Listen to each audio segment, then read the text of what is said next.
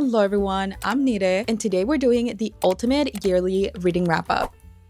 So we're going to go through my entire 2025 reading year. We're going to be talking about my stats. We're going to talk about my favorite books and my least favorite books. There's also going to be a part in this video where we're going to reflect on my reading year, and we're also going to talk about my goals for the upcoming year. And then finally, we are going to talk about my January reading plans. We have quite a bit of things to get through, so we should definitely get started. All right, so first up, we're going to be talking about all my 2025 stats. These are going to be like general yearly stats. I'm not going to go into like specific month by month. All right, so starting off, I read a total of 63 books in the year of 2025. I am so happy with that number because I had set myself a goal for 50 books and I surpassed that. Not only did I reach that goal, but I surpassed that goal. So I am very happy with that number. This was definitely not my top reading year. I've had years where I've read over 100 books. At some points during the year, I didn't even think that I was going to reach 50 books. And then moving on, I also read a total of 20,230 pages. And by the way, all the stats that I talk about in this video, I got off Storygraph because that is the app that I use to track my reading. So if you would like to follow me on there, I will have my username up on the screen, and also the links of all my social medias are always on the description. But moving on, the top reading moods for 2025 for me were emotional, dark, tense, and mysterious. I am not shocked whatsoever that this were my top reading moods because I feel like definitely in 2025, I gravitated towards a lot more like heavy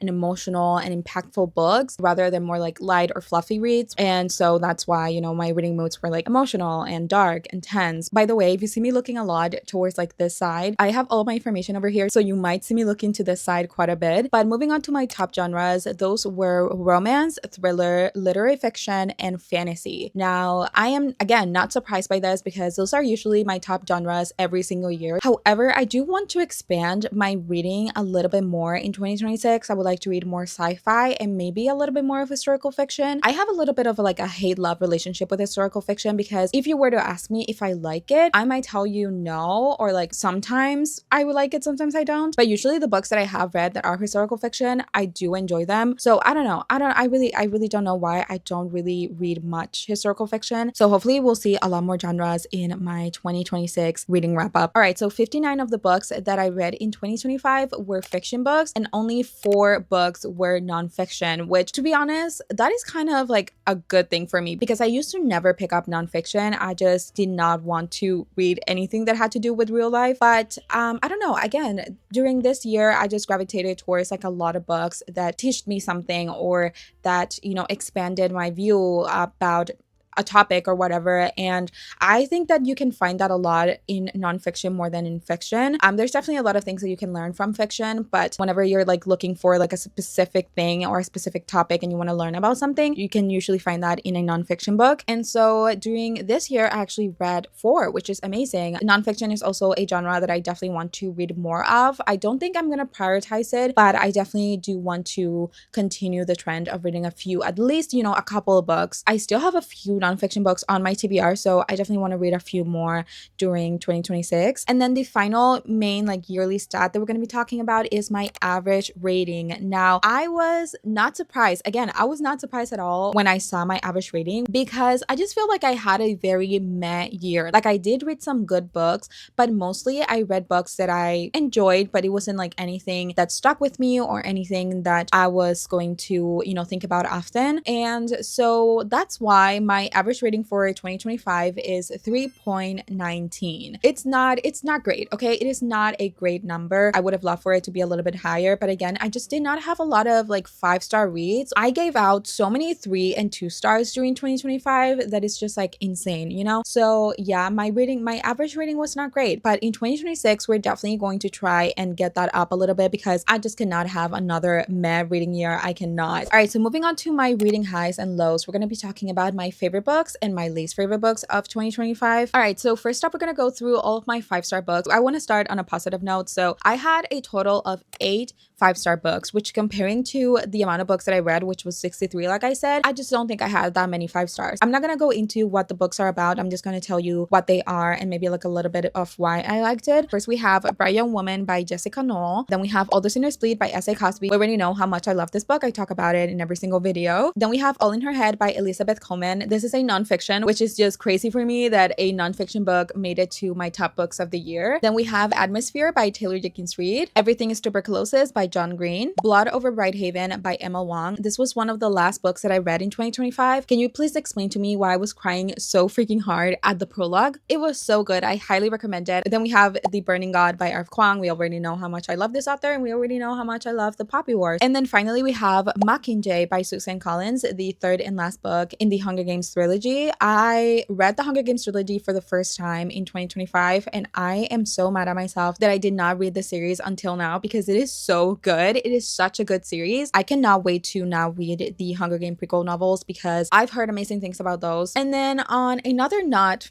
great note, we're going to talk about my 2 1-star reads. So those 2 books were The Teacher by Frida McFadden and Merry Ever After by Tessa Bailey. But yeah, we're just going to move on. We're going to move on because I don't want to talk about them because I just really do not like them whatsoever. All right, so now let's go ahead and pick my favorite book of the year and my least favorite book of the year. I already know exactly what I'm going to pick for both of them. And for my best book of the year, which surprises absolutely no one, is Atmosphere by Taylor Jenkins Reid. I had a good contender list for my top book of the year, but if I think about it, I had just never shut up about Atmosphere. I talk about this book in every single video that I make. I'm constantly thinking about it. Like, I am recommending it left and right. So it just makes sense. It just makes sense that it is my top book of the year. And for my least favorite book of the year, we have The Teacher by Frida McFadden. I dislike this book so much. As you saw, I gave it a 1 star because I just did not like it. I did not like the characters. I didn't like the story. I didn't like the reveals. I didn't like the plot twist. I didn't like anything. So I definitely do not recommend you pick this up if you were planning on doing it. Like, there's other Frida McFadden books that I enjoyed a little bit better. I mean, I'm not a big Frida McFadden fan. I don't usually read a lot of her books, but I have read other ones and I've liked them a lot better than this one.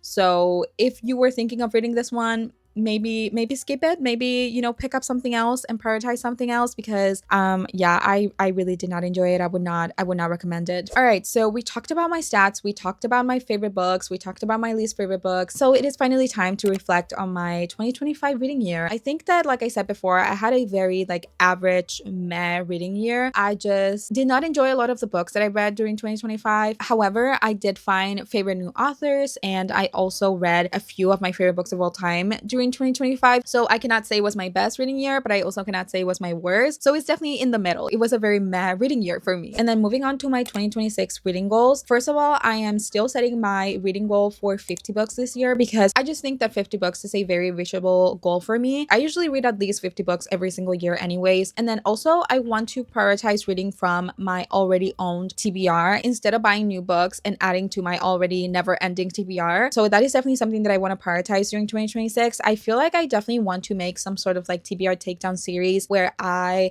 read books from my TBR to try and lower the amount of books that I have on there. But I don't know. I have over 200 books, maybe almost 300 books on my TBR. So I definitely have to do something about it. And I think those are pretty much my only 2 goals. I just want to read 50 books and I want to prioritize reading from my TBR. I guess another goal would be I don't want to put too much pressure on my reading during this year. I just want to read whatever I want, whenever I want. And if that looks like me reading 20 books in a month or reading 1 or 2, that is fine. That is fine. I just really don't want to make reading a chore. I just want to read. I just want to read what I like. I just want to find new favorite books and new favorite authors and just have a great time and just have a great reading year. And I want to come back to you at the end of 2026 and tell you how amazing it was and how my average rating was really high and how many great books I found during this year. All right, so last but definitely not least, I want to talk about my January reading plans. I have already set a 4-book TBR for January. I plan on reading more than 4 books, but I just want to mood read a little bit more during this month because it is my birthday month. So I don't want to, making myself read something that I don't want to read. But the 4 books that I did put on my January TBR are books that I genuinely do want to read. So I was probably going to get to them in January anyways. So first off, we have Dark Sisters by Christy DeMeester. I am not sure if I'm pronouncing that last name correctly. This is my most recent book of the month pick, and I am so excited to read this. I just feel like I'm really going to enjoy this book for some reason, and I just want to read it during January. So I put it on my TBR for this month. And then moving on, we have Violet Tissaway is Not a Villain Anymore by Emily Kremfold. This is another book that I got from Book of the Month, and I have been wanting to read this book for such a long time now, since I got it pretty much, and I just have not been able to. I just feel like it looks so cozy, and I just think that it would be such a great book to read during the winter. It says the girl who lives in Puerto Rico, and it really doesn't matter if it's winter or not. We don't really have changing seasons. In my defense, it has been a little bit colder lately, so it is a book that I want to read right now, so I put it on my TBR for this month. And then I also have Immortal Consequences